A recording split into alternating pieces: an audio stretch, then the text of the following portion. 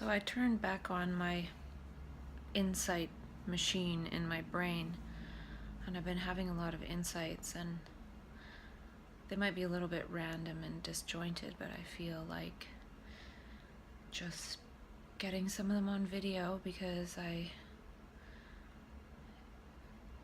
can't keep up in a way, just keep coming, and they just keep channeling through me, and I have no idea if they're of any value. I actually have this theory about myself about how when I have an idea or something that I think, oh yeah, I really want to bring that into my life, it usually takes about 2 years for it to appear. And I realized that about 2 years ago I went to some kind of health expo, and I spoke with someone, and I talked about how I wanted to create a video blog to sort of integrate stuff that from the past and whatever I thought of at the time. And lo and behold, about 2 years later, I am indeed doing that. And another thing too is sometimes I would buy stuff and I wouldn't use it, and then 2 years later I'd think, oh, I need that for exactly what it is I need to do right now. So I would sort of buy things 2 years in advance, and that can work against me in certain ways, because if it's something technological, then it's of no value 2 years later, really, for the most part. But actually, since I got my very first iPhone about 6 years ago, I've pretty much had nearly every model of the iPhone, skipping a few, and some of them I actually purchased because I was in that manic consciousness. So I had an iPhone, but I got the next one, and so I had two and whatever. But this is the first time that, because I always think, well, I need the faster one or something, and this is the first time I'm actually really putting it to use, because the 6S Plus I can make the videos on, and I can also edit the videos and post the videos, so I can do it all on this device. Whereas if I still had my last one, which was the 5C or something, then that would have been impossible. So I feel like now the technology is really an extension of what it is I'm trying to create. So I went into debt to get this thing, but it's been worth it at the same time, because I've been able to utilize its creative potential. And that was nothing that I even wrote down today, but so I'll just start in on this. I was thinking about stigma, and I was thinking about how there's a lot of talk about people are afraid of the stigma, so they don't get help. And when I really think about stigma, I think a person is sort of detaching from their ego, or being confused or depressed. Basically, a person's no longer being consistent. And that's not the whole of it, obviously. But I was just thinking about how human beings have a tendency to try to be consistent above all else. And the consistency, in a way, is the ego. So over time, we're trying to be consistent, and always tensing up to try to adjust ourselves to how we've typically been in the past and how we want to be seen. And even some of how we were in the past, maybe we start to mask that with how we want to be seen. So we create this image of ourselves inside that we're trying to live up to.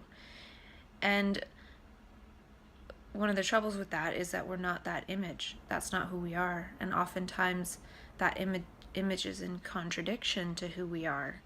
And then so if a person is going into a state where they're no longer feeling like they can be consistent, because they're, say, for example, depressed or anxious, it's almost maybe depressions that one is sad because one has become so consistently far away from who one is. And that can be felt as depression, because there's this image we've built of ourselves, and we think that's who we are. And then we're depressed because we're not who we are. And that image of ourselves that we think we are really sucks. It's accumulated not responding as ourselves over time. So it's an adjustment. And so when that accumulates over time to the point where, say, somebody, like in my case, goes into psychosis, now that's a person being not consistent, and there's nothing one can do about it. So in a way, that a person is usually captured in a way and gets help because they're acting so inconsistent and so not like themselves.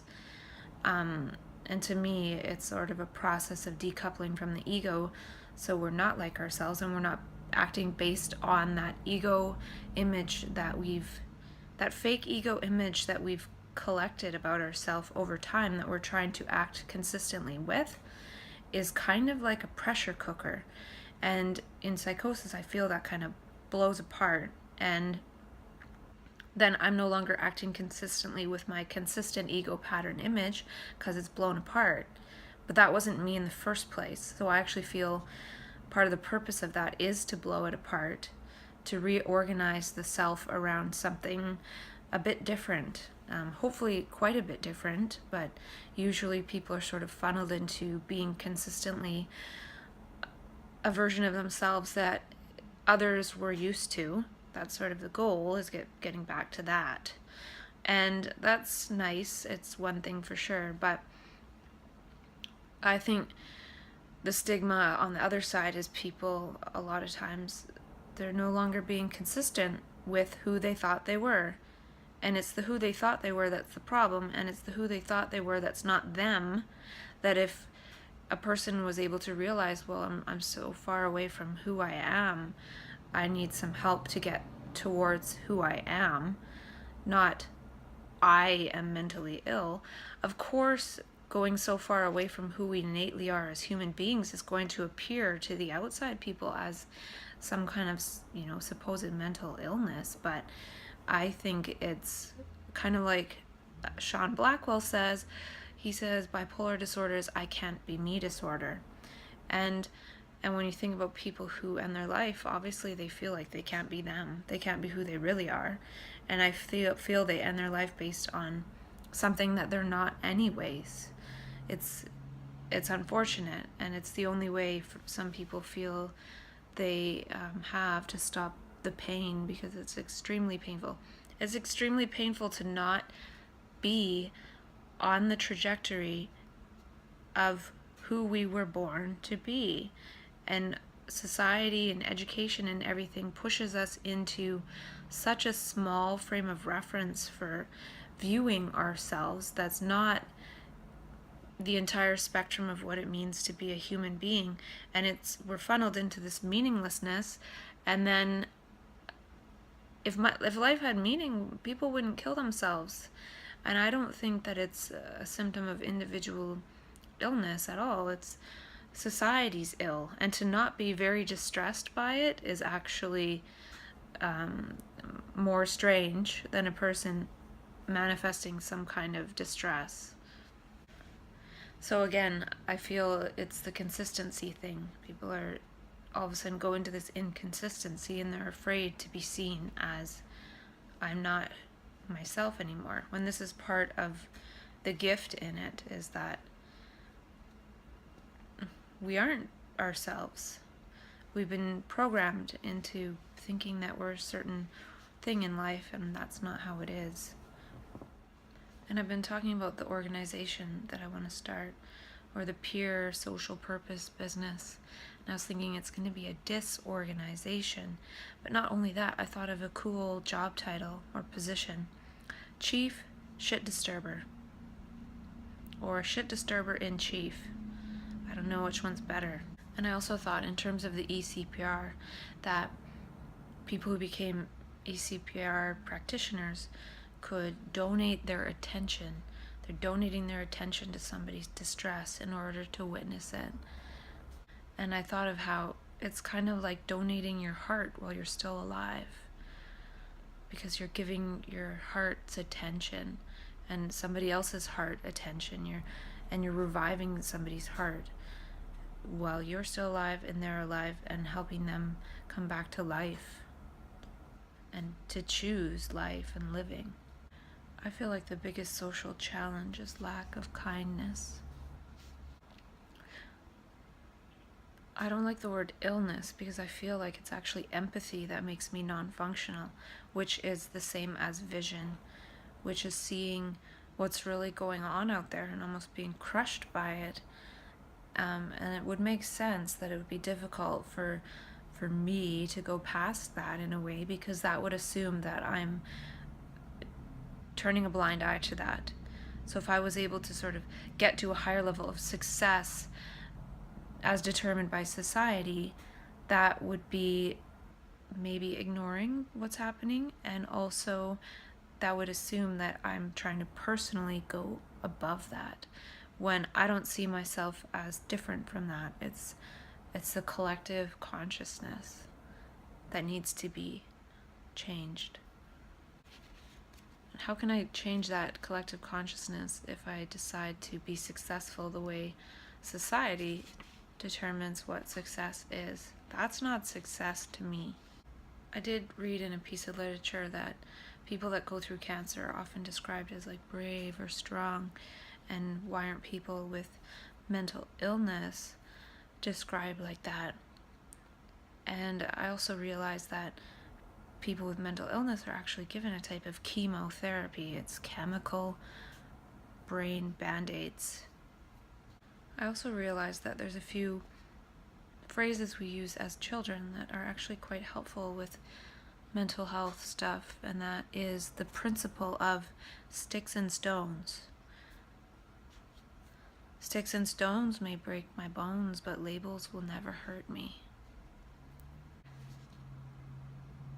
And I feel like it's very important for people that go through distress to get reconnected with their dreams, talents,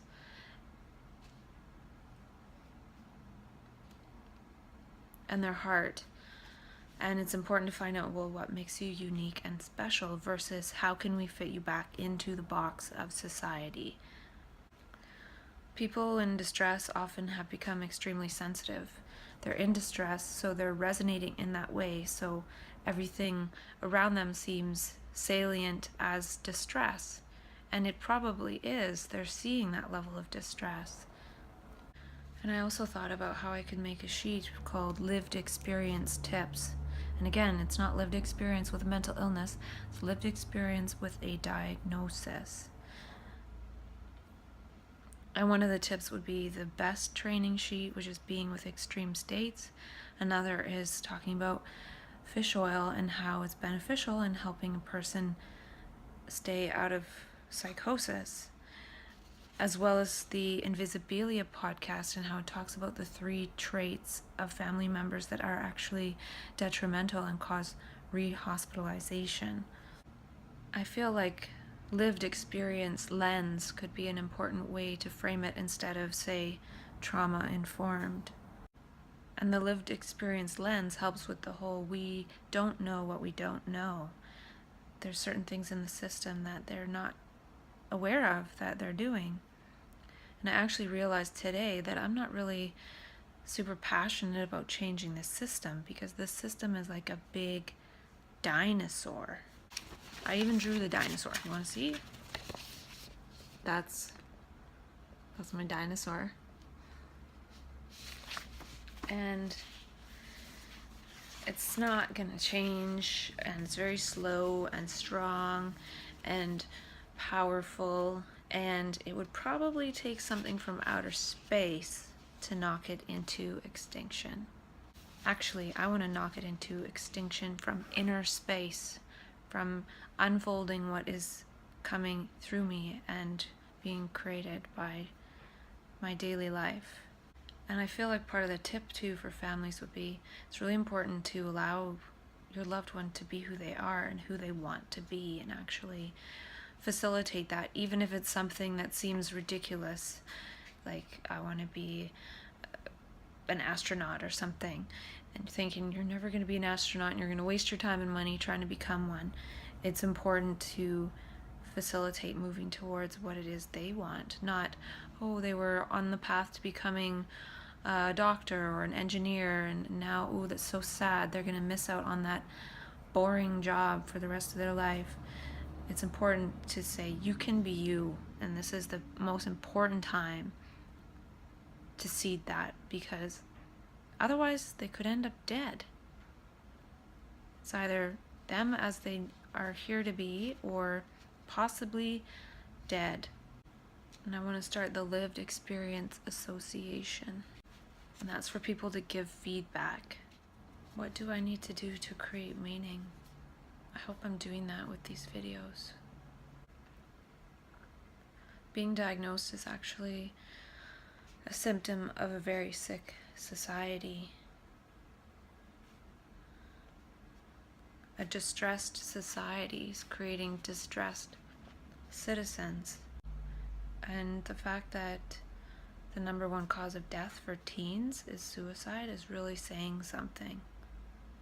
They're not all mentally ill. They would rather be dead than live the life that adults are trying to give them.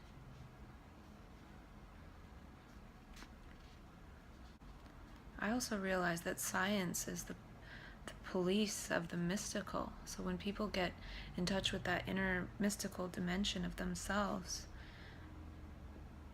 they're pathologized by the science paradigm, by the medical paradigm, when it has nothing to do with that. And it just reminded me of how that's been going on for years. And even if there was no science before, it was religion doing that. So people that are outside of the line of acceptable behavior and normality are seen as aliens, kind of. And this again this is the people that aren't consistent. So can we be consistently inconsistent or intentionally inconsistent? And I don't think we have to be inconsistent in ways that are unhelpful. I think we can be inconsistent in that we can be more kind, for example, or more playful or more silly. Kids are inconsistent, and we train them into consistency. If they happen to not like the line of consistency they've been funneled into, they end their life. Because there's infinite degrees of freedom of who they can become, but we're funneling them into something that is so meaningless. And I think that's even more apparent to them now with, say, access to the internet. There are so many more degrees of freedom in reality, and to be funneled into such a narrow band is even more obviously disheartening. So special messages, wellness. See with your heart. Surf the universe. Surf the universe. And when you surf the universe, the ego disappears, and then that just means that the surfer and the universe are one. I was also thinking about how I think of myself as a Ferrari. I think of my transition to manic consciousness as sort of like all of a sudden being given a high performance car that is standard transmission. And I don't know how to drive standard. So if I was put in this car and I put in regular fuel, because that's what I put in my old car, it's not going to run very well. And I'm not going to know how to drive standard, so it's going to look like I'm completely non-functional in this vehicle, when really it takes practice. So I feel like decoupling from the ego is like going from driving automatic to driving standard. The ego is like our automatic pilot. It's just talking on and saying the same old thing all the time. Then if we're in standard, we all of a sudden realize we have to pay attention, and we have to start learning, and we have to start practicing, and we have to work at it and learn how to use this thing. So we've turned our body into this automatic pilot machine, when really it can do a lot more than get up in the morning, brush our teeth, shower us, drive us to work. it can do a heck of a lot more.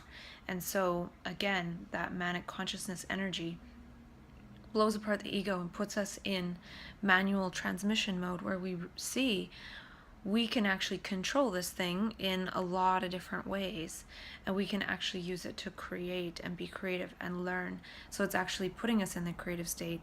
And that's the thing too, if we all of a sudden had a Ferrari, we would want to learn how to use it so well, so we can go for very leisurely drives, so we can go and see beautiful scenery. Same with our body. We wouldn't just navigate in a very narrow sphere of reality. We would want to go out and see beauty, and we'd have energy to do that, and we'd have the power to do that, and we'd want to go drive around and show off our beautiful car. The ego wants us to go from A to B in the most efficient way.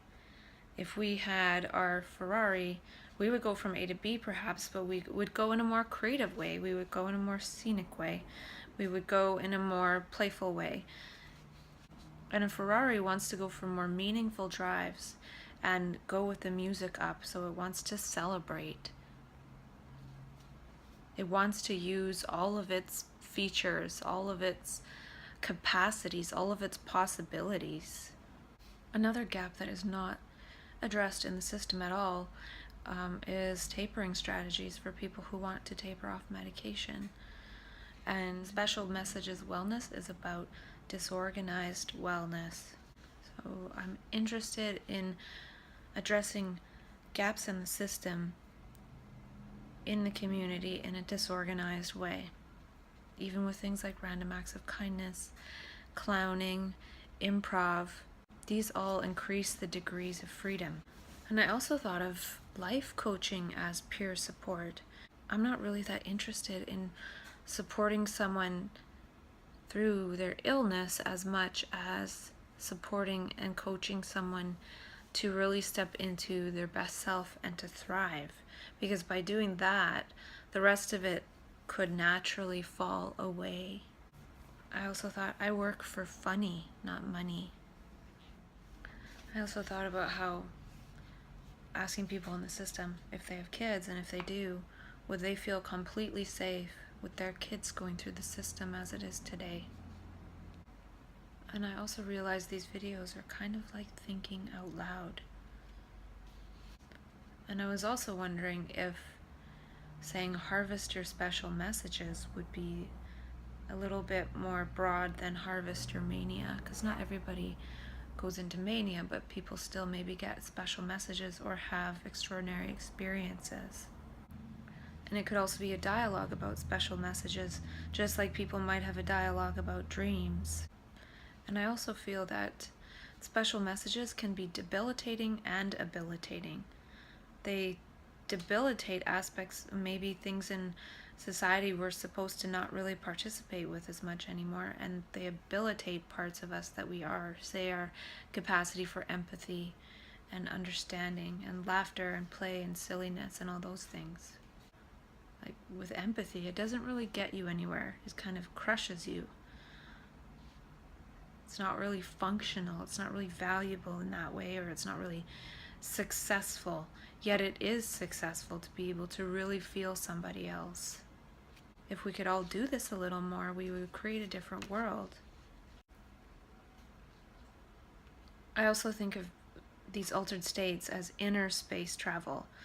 So much talk about going to outer space when we don't even know how to properly go to inner space. And when we're in inner space, we sort of look like sleepwalkers, or we look like we're non-functional. Like a person could be asleep and they're awake and they're sleepwalking. I feel like people in these altered states are often awake walkers. They're awake to the inner dimension. They're awake to that empathy. They're awake to the collective humanity that we all share inside.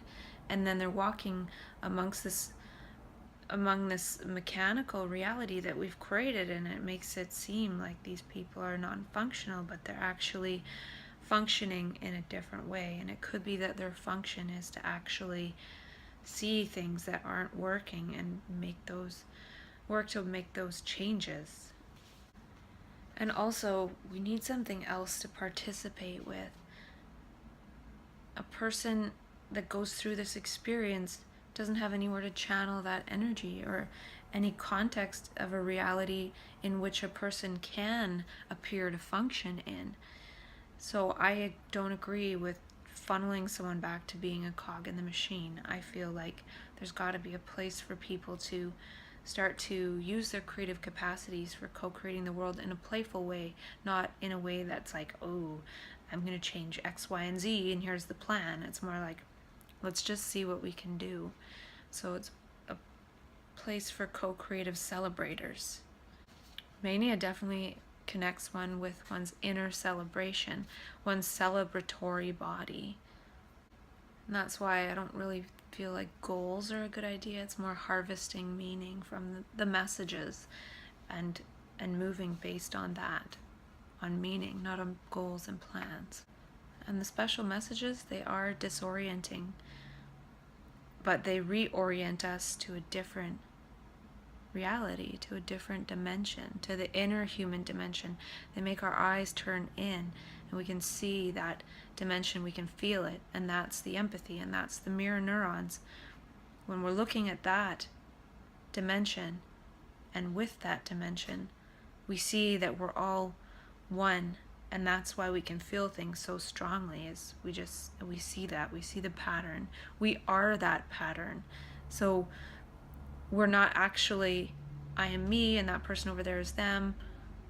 We are that relationship that arises in the moment, and that relationship might be one of feeling empathetic for someone else's suffering. And we're that relationship. We're not me ego. So there's no actual separation. We are what arises in the moment. And if it's something kind of painful that has nothing to do with oneself, then it's the collective. It's something else trying to move us or communicate with us. And that's the real communication, not this communication of our own voice in our own head going on about stuff. I also think that Special Messages Wellness will deliver a course in magical. There's that book, A Course in Miracles. This is a course in magical. I feel Mania is a message from the universe, which is we are the universe. We're one with the universe. We're an integral part of the universe. We are the message and the messenger. I also realize that flow is effortless, and that we don't know how to be effortless. So people that train to be surfers train a lot of hours to make that activity effortless. And effortless in such a way that the one we think makes an effort, which is the ego, is not there anymore. The ego thinks it needs to think in order for things to happen. But things happen regardless of if we think about it or not. And usually what we're thinking about has nothing to do with what we're doing right now. So that thinking is the thing that's making the effort. But it's an illusion because it's making things feel like an effort because it's actually usually thinking about something that isn't happening now, which has to feel like effort because it's not something that is now, so it feels like it's not in control. So it has to make some kind of effort for one to be in control. When it's really one's just trying to be in control of the thinking, which has nothing to do with the actual physical making an effort to do something, which is a happening. And so it's just that thing going on that is the effort. And if that thing would be quiet, there would be no concept of effort. It's mistaken cause. It's mistaking this thing happening in our head for causing anything. Just because it's always chattering on. It needs to be chattering off. Chattering off, flow on, heart on. It's another movement I want to start is heart on. Heart on. Yes, heart on. Because most of society is actually paternalistic and it's sort of driven by masculine principles, which is like a big heart on. And that is the driver of violence and war and violence against women, and so many atrocities in humanity are caused by just men thinking with their heart on, not their heart on. So heart on for humanity. Come on, guys. I was also thinking more about word transformations and how the word I blocks seeing, which is kind of ironic. Oh, ironic, huh? Because if you change it to I, E-Y-E, that is our organ of seeing. And so I would like to imagine when I say I really mean E-Y-E, as in vision or seeing. And it could even be eyes, I, which is kind of an illustration that we have two eyes.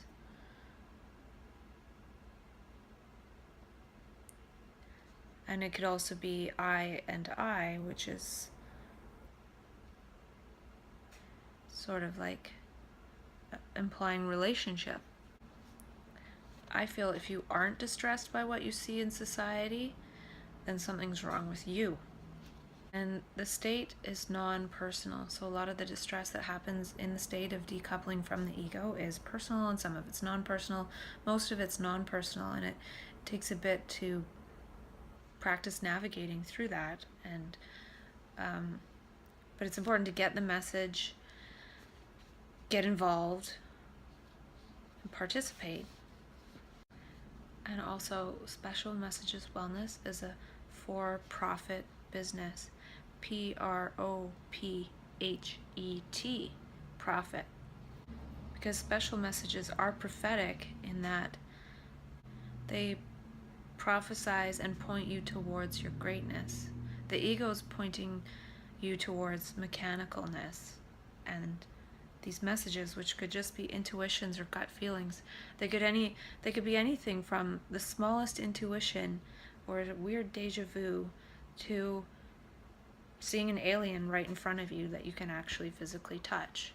So there's all different levels, and it's all sort of symbolic, and it's what we choose to make of it. I feel like this is manic prophecy. There is a beautiful world, and it's right here, and it's right now, and it's within us. And I wonder, sort of like the movie The Happening, when those plants started putting that stuff in the air and people were dropping dead. Will there be some kind of energy to cause the epigenetic changes to make us orient ourselves in a way that we can see that world and act based on that world, which is a world of love? And I feel like that's kind of what happens in Mania, is that it reorients us to that. And I wrote human I see, so I see your human dimensions, because manic is man I see, and hue is for color. So it's like a spectrum. It's those degrees of freedom. It's those infinite possibilities. And when our eyes turn inward, we can see those human dimensions. And I wonder what the epigenetic changes are towards seeing with our peripheral vision and not focusing through the ego mind. It's ignoring the prefrontal cortex and not focusing our laser light of attention on the interference patterns that are happening in that part of our brain. And peripheral vision is definitely more relaxed. It would have to relax our eyes and our vision. And I've seen people as their most beautiful self. I've seen people change before my eyes. And I read an article on True Hope's blog, and they talk about nutrient theory of mental illness. And they talked about how Linus Pauling in the 60s speculated that that some people have a genetic basis for needing more vitamins and minerals than others do, and that's why some people develop mental illness. So they're not meeting these extra requirements of nutrients. And I feel that a person could say, for example, take all those extra nutrients and not develop a so-called mental illness, which would keep them in the band of society. Or they could develop this mental illness and have their vision changed in such a way that they see the needs for changes in society. what I'm trying to get at is that I feel supposed mental illness in some cases is just epigenetic changes towards seeing and experiencing reality in a different way.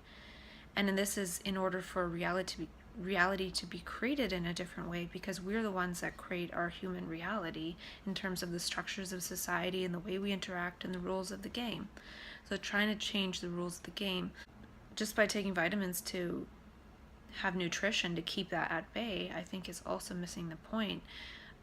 It's important for people to stay alive for sure, but that vision part is necessary. So right now I do take vitamins and I do take medication.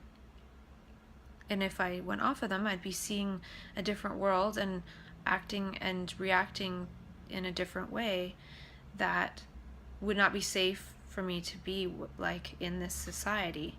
What I'm saying is a little bit of that I feel is necessary for me to actually see what it is that I want to move towards and co-create, not just staying a functional cog in this society. So right now I take medications, I take vitamins, and I'm able to manage and work in the system and things. If I wasn't taking them, I'd be like, I can't work in this system, this is crap.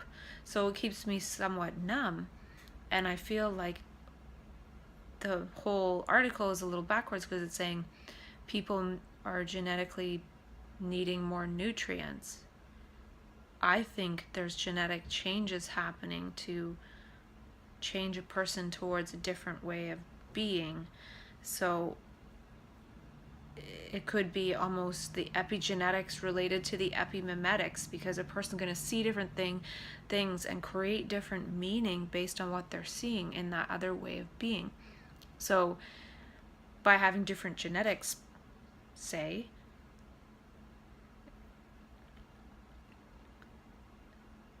it could be that people need those nutrients to stay in this reality, or it could be that their genetics have changed for them to create a different reality by seeing a different reality. And a person can choose to take vitamins to keep them in this reality, or medications. And that's the part what I'm talking about with Harvest Your Mania and Harvest Your Special Messages. It's fine to come back, take the nutrients, take the medication, whatever you need to stay alive, but still create based on the vision that we saw, because we were given that glimpse. And it would be silly to not take anything to keep a person somewhat functional, because then those people usually probably end up homeless or something, because they're not taking any kind of treatment, they're self-medicating to actually stay in that visionary, beautiful reality, which is wonderful, but it takes its toll on the body, which makes a person even more non-functional and marginalized. So it's learning how to walk with both worlds, one the world of the mind and one the world of the heart, in a way. So I'm still attempting to allow my heart to inform my reality that I am in on a daily basis as my ego self. And I understand that's a false construct, and it's a necessary construct to keep me functioning, because if it wasn't there, I would probably get very confused, and then I would appear as mentally ill, when really it's just my ego taking a vacation in order for me to see things like the fact of homelessness or violence against women.